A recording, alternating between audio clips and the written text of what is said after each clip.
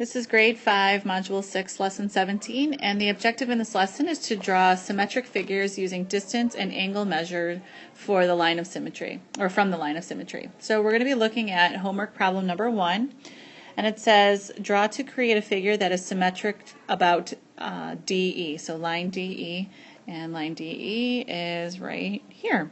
So this figure here, DEFG, we're going to do on the opposite side here. Okay.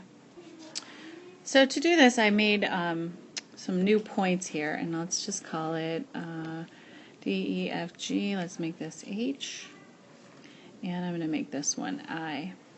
And we just have to make sure that the distance between F and the line DE and from H to line DE are the same. So I used a ruler to measure that and to draw this line out so I can plot my point, and your students can do the same.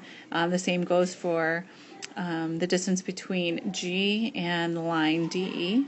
And if you notice, I didn't go right to point D, I actually went right to the line, and then from line DE to point I. So this distance here is the same as this distance here. So now all I have to do is connect my dots, and of course using a straight edge to do that. Okay, so now I have figure DEHI, which is symmetrical to DEFG. Okay, the next problem is problem number 3, and it says complete the following construction in the space below.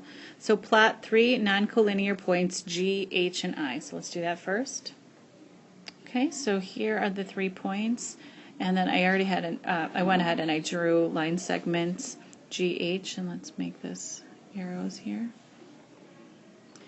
HI and then IG, so we can extend IG to make it a little longer. Okay, and now we're going to plot point J and draw the remaining sides such that quadrilateral GHIJ is symmetric about IG. So I have to find a distance between line IG and H, and then use that distance to plot point J. So let's do that now. Okay, there we go. We'll label that J, and we're just going to connect those dots. Okay, and once we do that, we have our quadrilateral, and it's symmetric about IG.